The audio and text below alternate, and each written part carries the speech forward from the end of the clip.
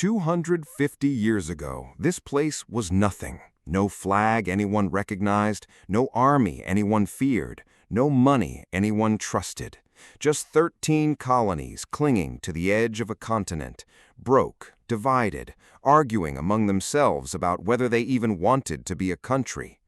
Today, that same strip of land controls more wealth than any nation in human history, prints the currency the entire planet quietly runs on, and has soldiers stationed on every continent except Antarctica.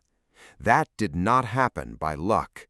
It happened through 2.5 centuries of brutal wars, cold-blooded deals, and gambles that should not have paid off.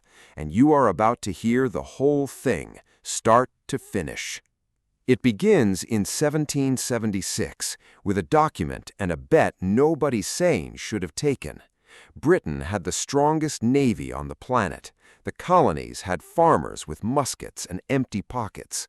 The war dragged on for 8 brutal years, and it should have ended in a British victory. It did not, but the colonies never won it alone. French warships, French troops, and French gold turned the tide, backed by Spanish support and Dutch financing that kept the entire rebellion solvent. Without Paris, there may never have been a Washington. Still, in 1783, the impossible happened.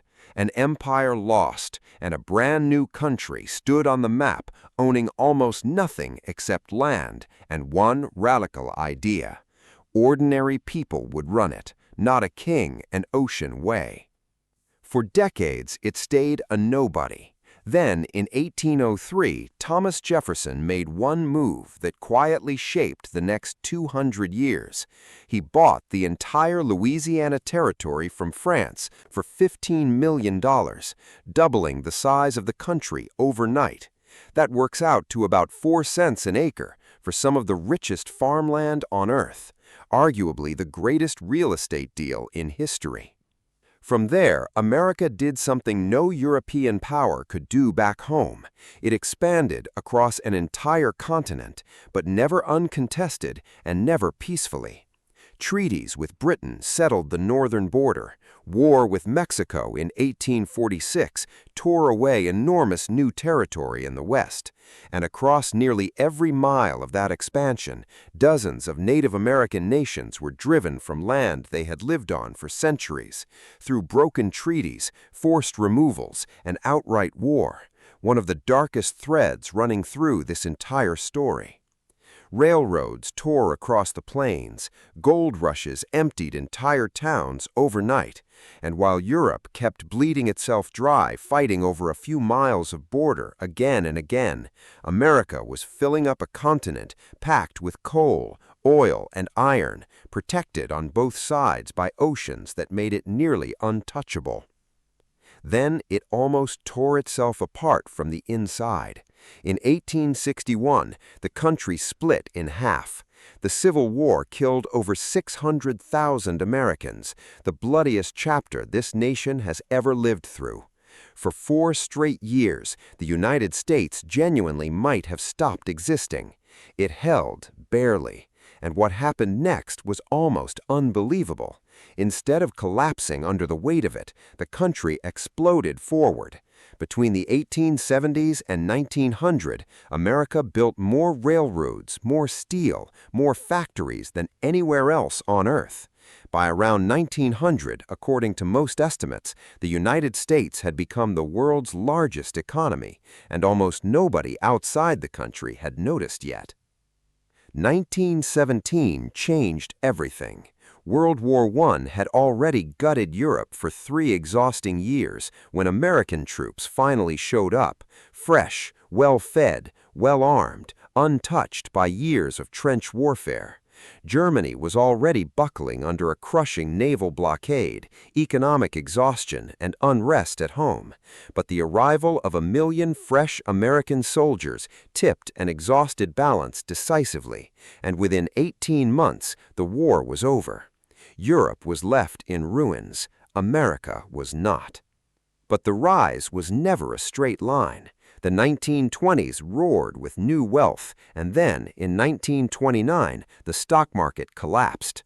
The Great Depression dragged a quarter of the country into unemployment, wiped out banks, farms, and fortunes almost overnight, and for a decade, American supremacy looked like a bad joke. Then came Pearl Harbor. The real turning point, the one that changes everything after it, was World War II. After the attack in 1941, car factories started building tanks overnight. Refrigerator plants started building bombers.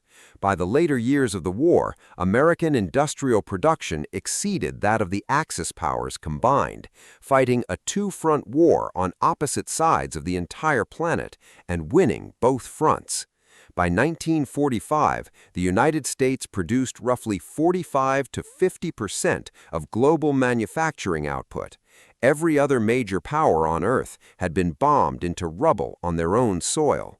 America's cities had barely felt a scratch. Nothing like that imbalance had existed before in recorded history. And it didn't stop there, not even close. In 1944, before the war had even ended, representatives from 44 countries met in a small American town called Bretton Woods and established the U.S. dollar as the anchor of the post-war international monetary system.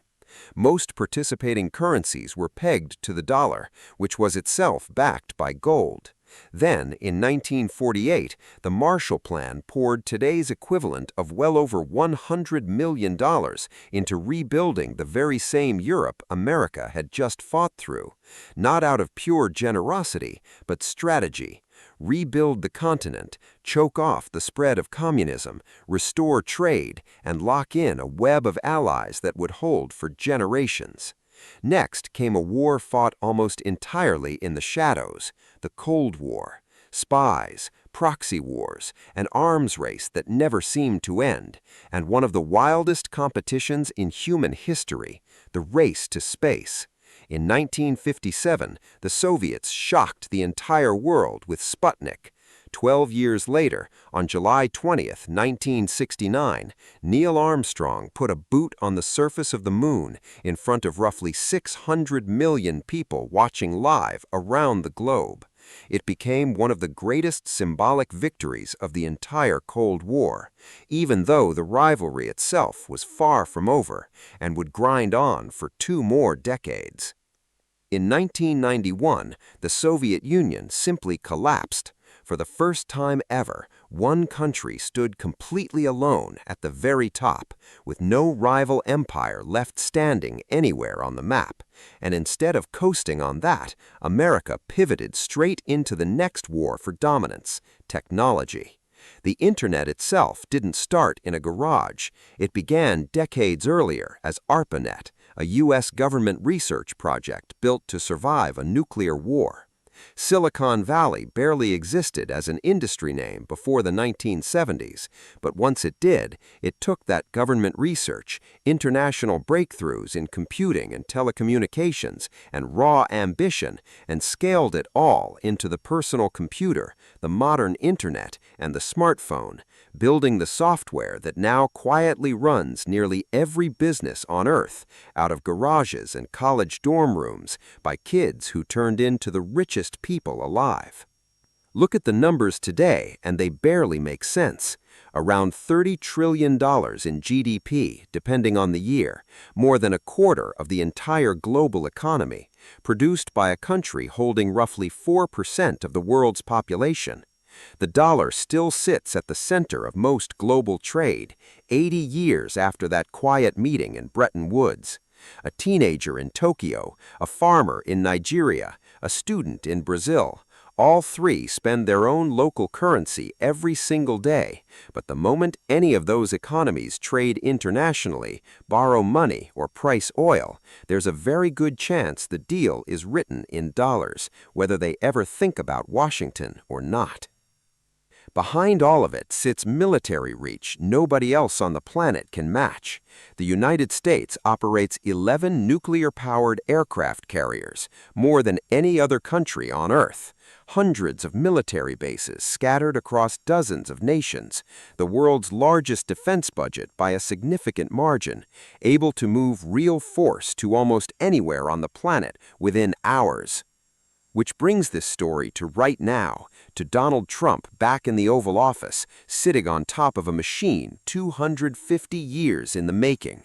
Every single president inherits this same engine, the dollar, the Navy, the universities, the tech giants, and simply decides how loud or how quiet to run it, through trade deals, tariffs, alliances rebuilt or torn apart. But the machine itself was never built by one administration, one party, or one man. It was assembled piece by piece over 2.5 centuries, often by decisions made generations before the people running the country today were even born. So the next time someone calls America an empire, understand what that word actually means here.